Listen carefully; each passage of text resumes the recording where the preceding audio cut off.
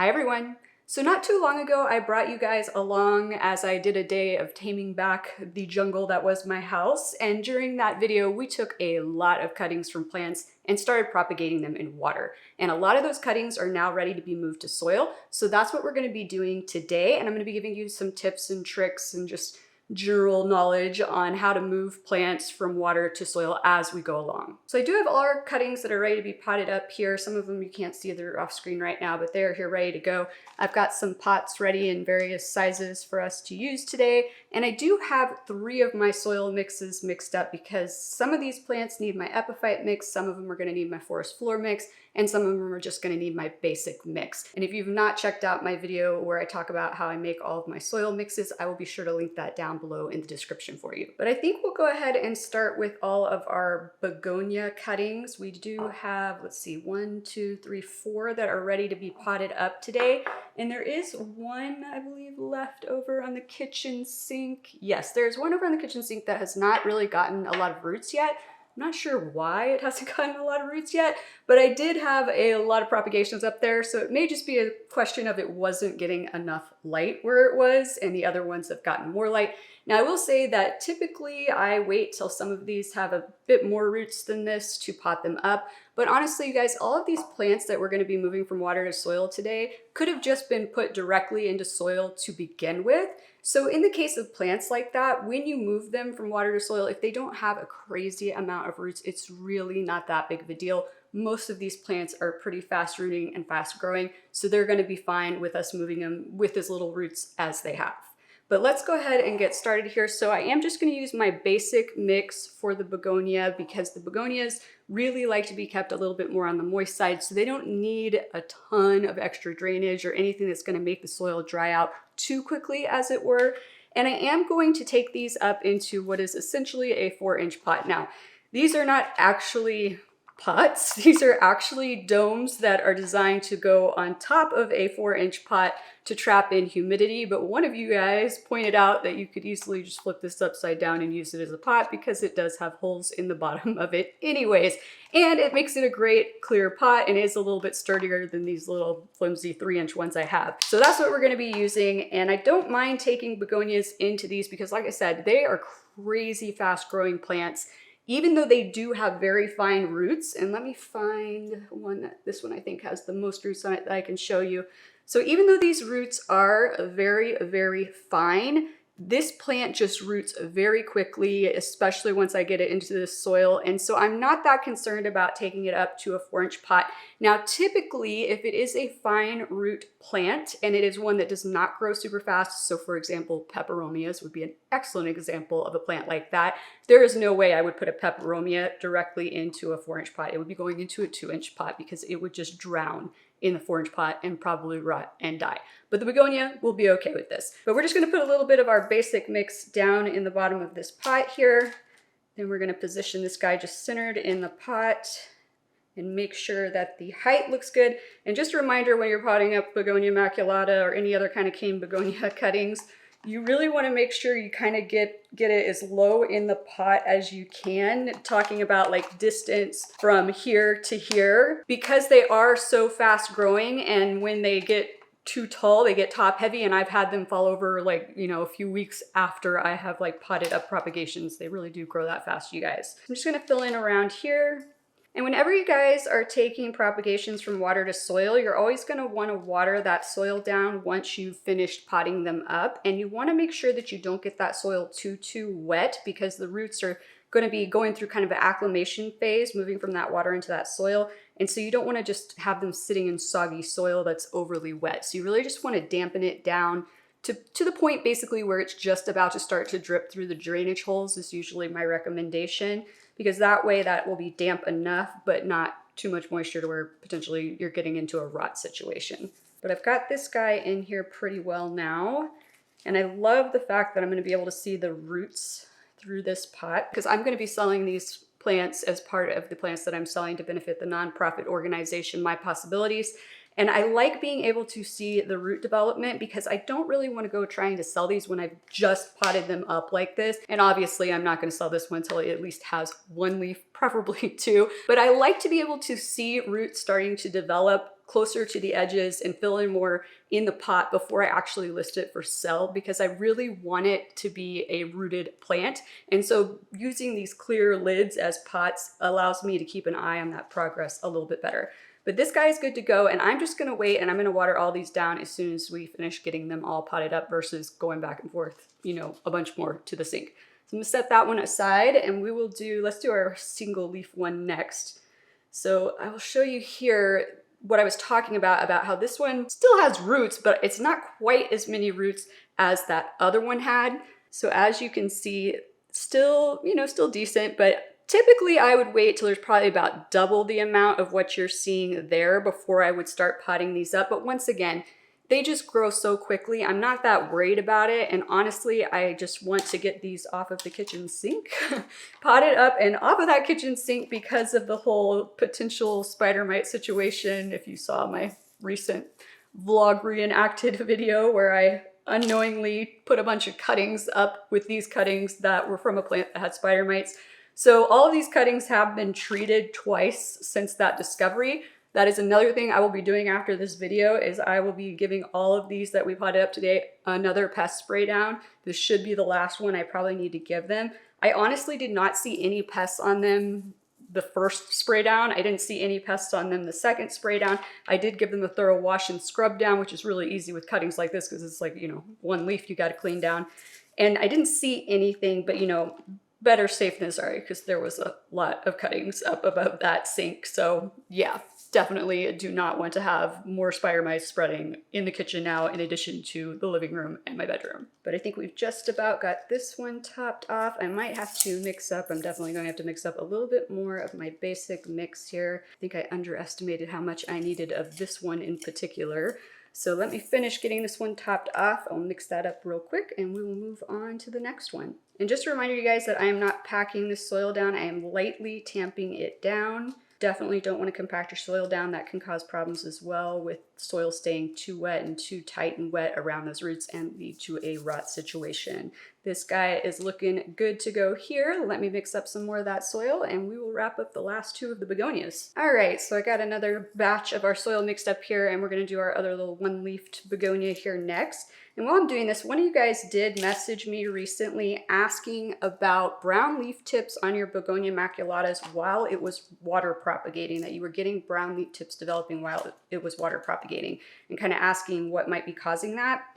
Honestly, you guys, if it's happening while it's in water, if you just put it in water, like it's only been in there for a few days, if it hasn't actually developed any roots, it might just be part of the process of, you know, the leaf doing that because the plant's trying to adjust to having been cut off the plant and been put in water. Because sometimes, you know, with other propagations, especially if you have multiple leaves on the plant, and I don't just mean like two like we have over here, like if you had, I don't know, 5, 6, 7, you might actually lose a few leaves in the process once you've moved it into water. So it could just be kind of like shock, I guess, if you will, that's causing that. But I don't think it's anything to be too concerned about. It could also, the only other explanation I could come up with is if it was humidity related.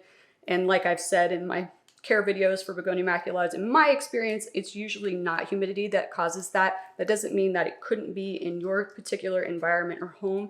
But once again, if you just put it in water and it hasn't even gotten roots yet, my best guess is it's just part of the like shock process of having been removed from the plant and put into water. So I wouldn't worry about it too much.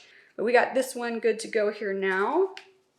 And I will tell you guys, these are some of the most popular plants out of all the ones I've been selling to benefit that nonprofit organization. Every time I list a begonia maculata, people go crazy over it. And I guarantee you they're gonna go crazy over this one because it's already got 2 leaves and a 3rd leaf on the way. But this one does have the fewest number of roots. Well, the one that we aren't potting up because it really doesn't have enough roots has the fewest. This is the 2nd fewest, but there's just a ton of them starting way up and down this stem. I don't know if you can see that there, like just tons up and down, versus the other plants, it's just been at the very bottom that we've really been seeing those roots. So once again, I think this one is going to do just fine. So we're gonna go ahead and get this one in here. And then after this, since we do still have our basic mix out and we're gonna need that for our pilea cuttings that we took, I think we will do that one next. Let me see I'm gonna have to put a little bit more soil in the bottom of this one than I have in the other ones, just because this is a shorter cutting. And ones that have multiple leaves like this, and like that third one starting to come out, in my experience, these ones take off super fast. Now I do put these into my IKEA cabinet just because I find that they develop the roots and everything more quickly in there, probably because it is slightly more humid. And I will tell you right now, usually they're in there for maybe 2 weeks before I have to take them out because they get too tall. They get too tall. They grow that quickly. Now, the one that doesn't have any leaves on it is probably going to take a little bit longer just because it doesn't have leaves to help it grow, you know, right away. The more leaves, the more quickly it's going to grow. But I guarantee you this one will only be in there for a few weeks. All right, just a little bit more soil in here, and I think we will be good to go on this one. All right, let's set that one back aside. I swear my hair, it just will not stay out of my face today, you guys. Okay, our pilea glauca cuttings. So if you'll remember, we just gave this plant a little bit of a trim because it was dragging the ground. These are also very, very fine roots. This plant is not exactly as fast of a rooter or grower in general as the begonia maculatus, but it's not quite as slow as like a peperomia. But I'll show you the roots so you can see that they are still very, very fine roots if I can get these untangled. And we are getting them out of multiple nodes on here. Hopefully you can see those tiny little roots there. Definitely super fine. And so because these don't root as quickly as the begonia maculata, I don't want to put them in as big of a pot. I am going to put all of these into one pot together so it'll be a nice full plant. And I think we're just going to go with the 3-inch pot. But once again, basic mix is all we're going to use. So I'm going to start filling some of this in the bottom. And I'm not sure how high I'm going to need to go with this. Some of these have leaves further down that we might need to remove as we go through this process. Some of them are a lot longer than others too. So probably like, I think this is probably pretty good. So this is tricky when you try to put tiny vining plants in, and obviously with my essential trimmers that make me shake, this is going to be one of those tasks that's going to be a little bit difficult for me, but I'm going to do my best. So what I'm going to do is I'm going to try to position these in here first and kind of have them leaning on the side of the pot before I start to fill back in. And that is sometimes easier said than done, but we will see how well we can do today with this. Let's see, and most of these do have at least about 1 inch worth of root on them. I'm good with that. Once again, if you want to be extra sure that you're not going to have potentially a rot problem, which typically you will not have a rot problem unless, like I said, you overwater that soil immediately if you make it way too wet. But if you're really kind of worried about that, more so than I am, you could wait longer until these roots were about 2 inches long. Ideally, that's normally the rule of thumb, is wait till your roots are about 2 inches long. But once again, if it is a very quick growing, quick rooting plant, I don't necessarily, and one that can go straight to soil, I don't necessarily feel like you always have to wait that long. Now here's where things are gonna get tricky, because this one is like a little bit shorter, and we've got one that's really short in here, so we're gonna see how we're gonna make that work. But let's see, let's try to get the longer ones in here first. If I can get them untangled, they just wanna hang on to each other. There we go. And I'm looking at this one, it has like a little bit of rootage starting, but not a lot. We can put that one over there. This one's definitely got a lot of roots. Put this one over here. And I just want to try to space them out in the pot so that as they grow in, it'll be a nice full pot. So I think we'll put this one here. Okay, and then let's see if we can maybe just get this one kind of, I'm going to try to put this one in the middle and then just lean it out to the side here while we fill this in. If it will stay put, which it does not want to stay put. It does have roots almost halfway up the stem, so I'm just gonna kind of put it on its side in there so all those roots are in touch with the soil. And this one is actually so small, it looks like it's pretty much just died in the water, so we are not going to include that one. So we're just gonna carefully fill in now, just lightly sprinkling it in, trying not to really move all of these from where we put them. I may have to adjust as I go along and hold some of them kind of in place. But all in all, I think we've got them positioned nicely in here. And I am just very gently going to try to move the soil around in between them with my finger. If I need to, I can break out my handy dandy metal chopstick to help out with this as well, but I think we're gonna be okay. But I will probably start this one in my IKEA cabinet as well. I am slightly hesitant to be putting these in the IKEA cabinet just because of the whole spider mite issue where I accidentally put the plant that I didn't know had spider mites in the IKEA cabinet. Once again, I have not seen any on any other plants in there, and I treated everything multiple times. And like I said, I am going to spray these down too, so I think we'll be okay. All right, I think that's pretty good. I tried not to bury any leaves here. I may have buried like one or two, but it's no big deal. But I think we are squared away. And once again, I know we don't look super full like right now, but we'll get there relatively quickly. So set that guy aside. And I think that's all we need our basic mix for. But I did want to give you guys an update real quick on the plant in that video that we trimmed, my other pilea, my Pilea caderii, the aluminum plant that I told you guys I wanted to experiment for you guys to see if it could live in water on a permanent basis because I had a hunch it could. And so we took in that same video this cutting of that plant, and it has done very well in water because check out, oh, there it goes dropping leaves. I told you that's the one thing that drives me crazy about this plant is that, well, and the Pilea glauca is that they easily drop leaves. But let me show you how many roots we have on this plant. Look at that. Look at all of those roots coming out of all of those nodes. This plant got more roots than any of the other cuttings that we took in that video. And so it is definitely alive and well. I have been staying on top of changing out the water. I do need to give it a fertilizer treatment here soon. And I might also move this one into the IKEA cabinet because it is already starting to get some of that weird browning on the leaves, which I was hoping wouldn't happen when it was in water. So now I'm kind of questioning if perhaps that isn't something that could be resolved by higher humidity. The only real way for me to test that here in my house is to put it into the IKEA cabinet. So that's probably what I'm gonna do. But I just wanna give you guys an update on that one and put him back aside. And I think we'll move on to our philodendron micans. So we took a lot of cuttings off of that micans because if you recall, it had grown back up itself and I didn't realize it had grown back up itself. So we took like, I think that cutting was like this long off of that plant, off of one vine. And then we actually trimmed some other vines in that video as well. Now, for some odd reason, only half of them have actually gotten roots yet. I think once again, it was because where some of them were above the kitchen sink, they weren't getting as much light. So I've now moved those so that they're getting more light. So we are just gonna be doing the ones that have gotten roots. I think we've got 8 cuttings in here. So that's gonna make for a nice full 4-inch pot of micans. So I am gonna use another one of these little 4-inch pots. Now, philodendrons, vining philodendrons like this, I do like to use my epiphyte mix because they are epiphytic in nature. So super, super chunky mix. I will let you guys know that I ran out of pine bark right before this video. I don't know if you guys can hear that or not, but Toby is yelling at me that he needs food, so give me 1 second. Okay, so like I was saying, I ran out of pine bark right before this video. I had enough to make my forest floor mix. I ran to the store to get some more, and nobody has any right now. So this is my epiphyte mix minus the pine bark, but this is just a small little 4-inch pot. It's still a super chunky mix. I think we're gonna be fine. So I'm gonna go ahead and start filling in a little bit here, and then we'll start positioning our micans cuttings in here. And this is another very popular plant when it comes to the plants that I'm selling. I don't know about you guys where you live, but here we don't really see micans in store a lot. I saw some like a few months back at the main store in the area, the main chain nursery in the area, and I was kind of shocked. I'd never seen them. I mean, in a year and a half, I have not seen them in a store anywhere. I got mine online from Steve's Leaves.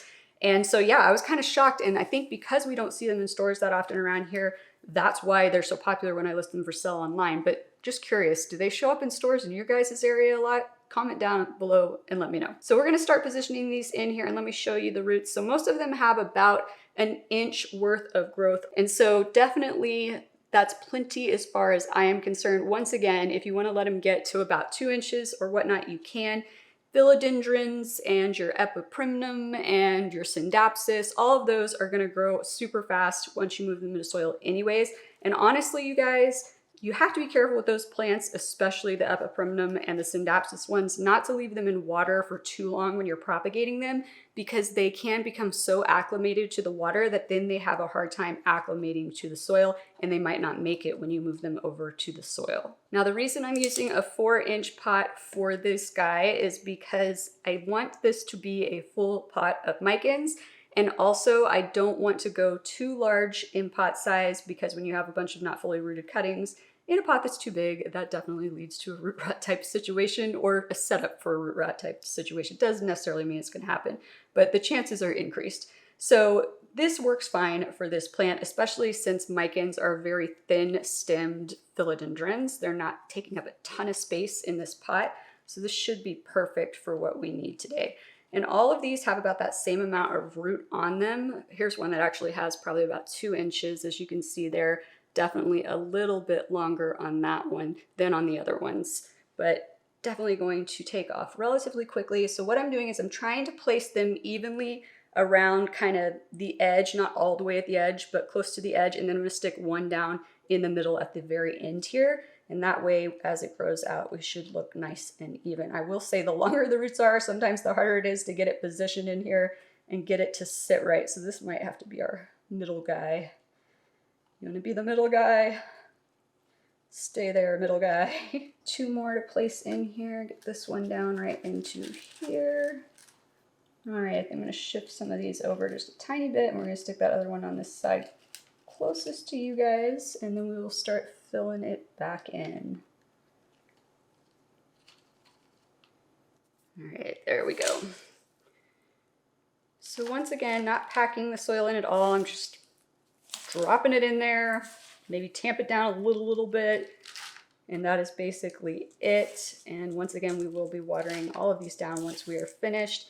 As far as lighting goes, once you've done these, so I have mentioned some of them I'm going to put into my IKEA cabinet. This is not one of them. This one will be totally fine with the level of humidity in my house, but I do want to make sure that it is getting enough light to really kick off those roots. So this one will probably be going on one of my propagation carts, and once again, those are sitting right next to a southeast, no, you guys, scratch that. Let me say that again. It is sitting next to an east-facing glass door. I can direction today, you guys, and slightly back, probably about maybe 5 feet back from a southeast facing window. So it will get a lot of light, and that is what it needs, but it will not be getting really a ton of direct light. Maybe a little bit earlier in the day from that east facing door, but not a ton. It's not gonna end up like scorching it or anything like that. So that is where this one will be going. That is also where our next plant that we are gonna pot up is going to be going as well. And the next one we're going to be potting up here in a second is the Marble Queen Epiphrynum, so Marble Queen pothos. And that is another situation where some of them have rooted, some of them have not. Well, actually, you know what? I think most of them have the started roots. Some of them just have longer roots already than others. But an interesting thing, I'll explain. We aren't going to pot up all of them, and I'll explain why here in a second. But I think I've got our micans squared away here. Some of these shifted a little bit more than I would have liked them to, but I think all in all, it will be okay. So let's set this guy aside over here. And we are gonna be using our epiphyte mix again for this next one. And honestly, you guys, why did I mix up the forest? Oh, never mind. I remember. We'll get there. We'll get there in a bit. I'm telling you, my mind this week just feels like it's been all over the place. But let's go ahead and take a look at our Epiphrynum Marble Queen cuttings here. Ooh, I think I inhaled some of the dust from the epiphyte mix, you guys. The hazards of repotting, right? Okay, so our cuttings here, I am like super happy with how these cuttings are doing. This is one of the fastest growing like root plants when you put them into water. They get what I like to call monster roots. So let me go ahead and see if I can untangle these first of all and pull one out to show you what I mean by monster roots. Come on, you guys, untangle yourselves so we can show the people what you look like. Okay, let's look at this one. So these roots are obviously much bigger than on the other plants we have done so far today. You can see the diameter of them. They've obviously gotten much longer, much faster here. And that's what I call monster roots. And the last time I propagated, which actually was the first time I had propagated this plant, they got even crazier looking. I'll see if I can find a picture and flash it up here for you guys. But yeah, it was so crazy. They're just big, thick, nice roots. And because they have these big, thick, nice roots, I feel okay taking these up into a bigger pot size than like we've done for everybody else today. Because they're gonna root super fast, they're big roots, they're at less risk of rotting versus like finer roots, and they're just such a bigger, thicker stem and bigger leaves and everything. Trying to cram them into like a 4-inch pot, well, I just basically explained why that could be a problem because I'm gonna feel like I'm having to cram them in there. So I do have a 5-inch pot, and I think that's what we're gonna try. I don't necessarily feel like I wanna go to a 6-inch because we are only putting, I think, 5. 1, 2, 3, maybe this is just 4. This one's just got a bunch of leaves. Well, technically, this is 2 plants, 2 vines here, I think. I think this is going to end up being 2 vine growth here. So that's 1, 2, 3, 4, 5. Yeah, so 5. I think this will be good for that and it'll look nice and full. And so here's the reason though, you guys, that we are not going to be doing all of them today. Now, a reminder, I did want to give some of these to my mom to fill in her plant that I gave her, which was the only other time I propagated this plant. I gave that to her. It was just 1 vine. So I want to give her some of the other ones. They're still over by the kitchen sink so that she can fill in her plant more. But the other reason we aren't doing all of them today is because I am using them to help spur root growth on some other plants that are taking forever to root. So, for example, I did recently have to give my Scindapsus exotica a trim. It notoriously takes forever to get roots in water, but because there is a growth hormone that is put out by the roots of epiprimnum plants in particular that spurs root growth on other plants, I put these Scindapsus cuttings in there, and as you can see, we have a root on this plant already. It's a tiny one, but guess what? That is better than nothing because typically by this point I still have nothing. So all of those epiprimnum marble queen cuttings are in with another type of plant to kind of help spur on that root growth. Now let me grab one other plant real quick, you guys, to give you an update. So I did, if you remember in the video where we took these cuttings of this plant, I did put 1 and now I have 2 in with that silly Scindapsus strubii moonlight leaf, the one final cutting of that I still have to see if it would help spur more root growth on there. And nothing, you guys, it's done nothing. It still has just those few little roots it had before, doing absolutely nothing. I am over it. I don't know what I'm gonna do with it. I don't wanna throw it away because it does have roots, but I don't know. Not even the epiprimnum roots are helping this one. Let me go put this back. Okay, so let's go ahead and start getting some of the epiphyte mix down into the bottom of this pot. Woo! I don't know if you guys just heard that, but Toby just tried to jump up on the kitchen counter and I had moved a bunch of stuff that was on this island over there and he just missed and fell. So give me 1 second. You okay? You fell.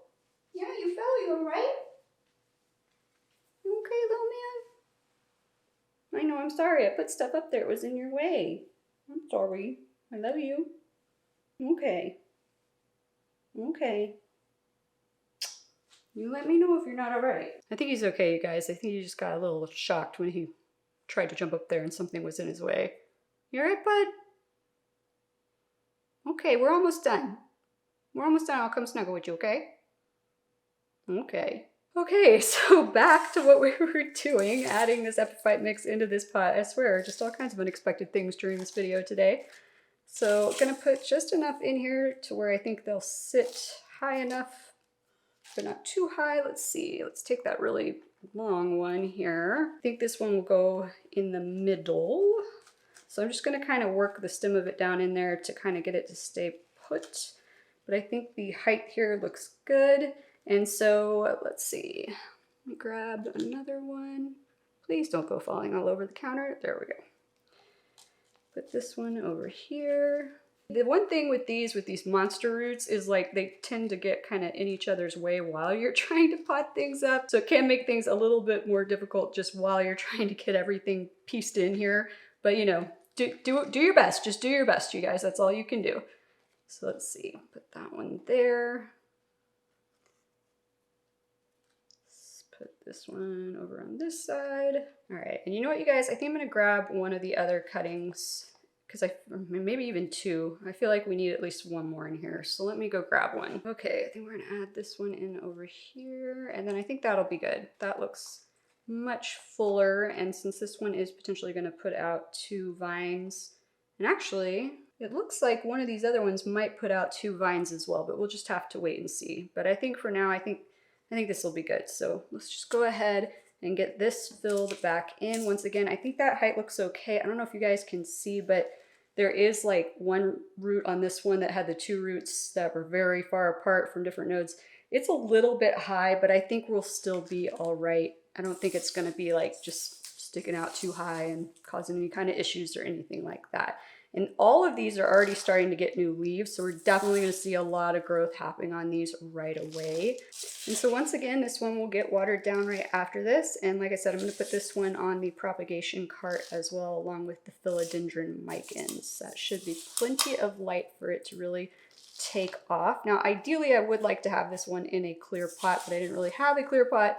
That was a 5-inch pot, and I already told you guys why I didn't want to put it into 4-inch or a 6-inch, so it will be what it will be. But really, honestly, these plants, like, they kind of take care of themselves in a way. You don't have to water them very frequently, and they're pretty robust plants. They bounce back pretty easily from most things that you do to them, at least in my experience. So not that big of a deal that I can't see those roots. So almost got this one all the way filled in now. A little bit more.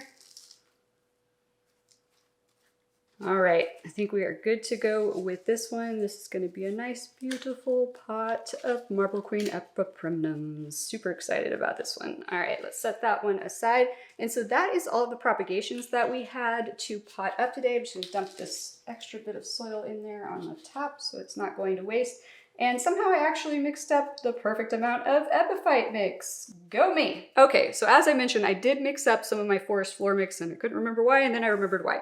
So like I said, those are all of our propagations that we needed to pot up, but since we already have everything out and are making a mess anyway, there is a plant that needs to be repotted that I want to repot, so I figured we could do that as well. And I will keep you guys updated on how everything goes with these propagations now that they've been moved into soil, because it's going to be a while, like I said before, I will list them for sale. So I'll definitely give you an update, if not here on Instagram or Facebook. You can follow me there at Aloha Plant Life. Stay tuned there, or we might do a full follow-up video. We'll just see. But I noticed when I was watering my littlest baby syngonium the other day that this thing is like trying to bust out of its pot. It is in one of those kind of flimsy 3-inch pots that I had cut to be a little bit shorter, and it is literally warping it where its roots are in here. It is so tightly root bound. I mean, look at that. Can you see how it's like bulging the pot out there? Like all of those roots. So I definitely think this plant needs to be moved up, and my forest floor mix is the mix that I recommend for syngoniums. So let me go grab some of that out of my other bucket. Okay, so this should be enough, and we are just going to take this up into one of these clear little 4-inch dome pots that aren't really pots, but you know what I mean. I think that will be good enough for now, because as you can see, that is going to be, you know, just big enough to be about basically one pot size bigger. I think that's all we really need for now, especially since I'm not seeing a lot of roots further up in there. But I do think that I am probably going to have to, well, I'm definitely going to have to cut this pot off. So let me grab the scissors. Just going to try to very carefully cut without stabbing any of those roots. Cut there, and then I think I'll cut down on this side here, and then we'll see if we can't just peel it out of there. All right, let's see if we can't peel this off. And I am gonna make a complete and total mess. Let me use this tray. Not like I haven't already been making a mess, but you know what I mean, bigger mess. All right, there we go. And yeah, those roots look beautiful. Oh wow, it's like completely domed in on the underside. Let me see if I can get this to where you guys can see. You see how domed in that is under there? That's crazy. We definitely need to move this up. Okay, so I'm just gonna leave that guy sitting there for a second while we start filling in this pot with a little bit of the forest floor mix. And once again, I like to use the forest floor mix for syngoniums because they are kind of hemiepiphytes basically. They do climb up trees and stuff, but they also grow on the ground, especially when they first start out, they're on the ground. So they do have ground roots as well as epiphytic roots. And so that's why I prefer to use the forest floor mix for them. Now I'm not really gonna mess with the roots here. They should be able to find their way through this new pot, but I am just gonna try to perhaps dust any old stuff off the top here that's loose, if there is anything very loose, which there is not a lot of loose stuff. So we are not gonna be removing much up here. So I think that looks good. So let's see if we're sitting at a good level in here or not. I have put a little bit too much in here, just a smidge too much. Let me take that out.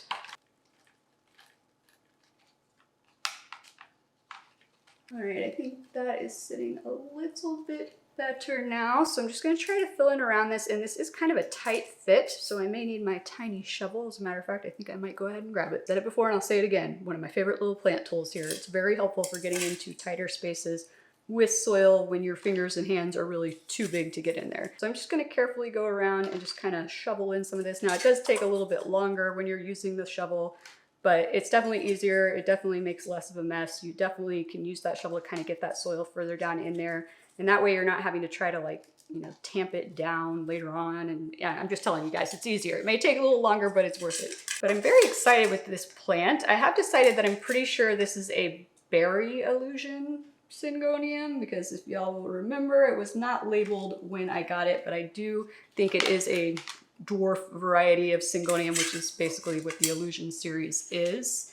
But definitely looking very beautiful, definitely growing much more compact than my other two syngoniums. And I actually am kind of been wanting another syngonium, you guys. Not buying plants though, not buying plants unless they're on my wish list. There is a syngonium on my wish list, but it is way further down the line on the wish list, so it's gonna have to wait. But when I went to try to buy bark before this video, they had some gorgeous syngoniums at the plant store, and I was like, nope, don't do it. You can look at them, but you're not bringing one home. The willpower was strong today. All right, almost got this one all squared away. All right, and that guy is looking good here, and he did need to be watered before this, so let's go ahead and get all of these watered down and put back into their homes.